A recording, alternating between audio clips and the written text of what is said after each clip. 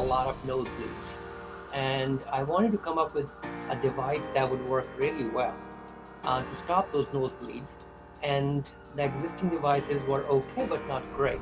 It was very difficult to find someone.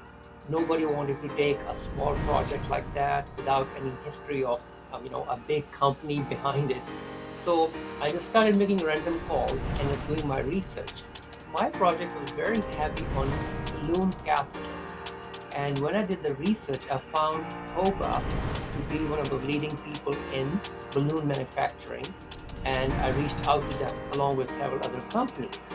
And I found Poba to be very responsive, and they were willing to work with me despite the fact that I did not have a big product or a big company, and they treated me like just like any other big company.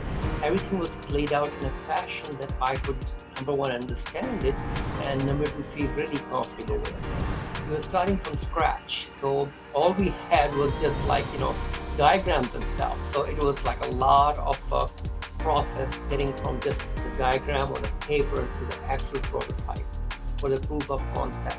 And we were able to achieve that in a relatively short period of time.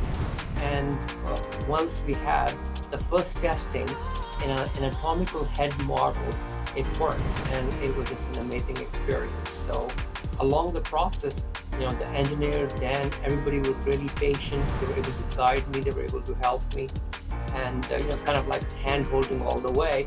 I found Warren to be very helpful because he has a lot of knowledge, an extensive background in these kind of products, and he was wealth of knowledge, and he was able to kind of like guide as well in which way to proceed, how to proceed, and so that was very helpful. And then in terms of engineering, Bryce was excellent because he could transfer the idea into the CAD drawings into an actual product that you could hold and feel, and that made it very nice. And I was able to visualize in my own mind, but then he was able to produce that.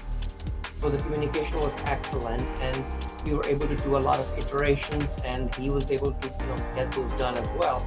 And he was very timely, attentive, detail oriented, and very easy to work with. So I was able to get the prototype, and then at that point, I presently am doing my due diligence to see what are the prospects of commercializing it.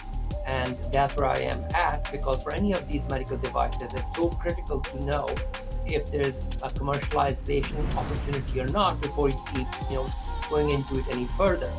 And so in this discovery process, I am almost towards the end. And then once I wrap it up and I feel like, yes, this is the goal, then I can start, working again with, either Poba or maybe with another company to get the product into the market. And that's going to be a huge step, but I'm looking forward to it. Dan is a very reliable person. He is completely dependable.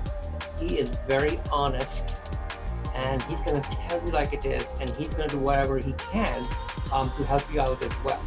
And if he can't do it, he will find someone else to do it.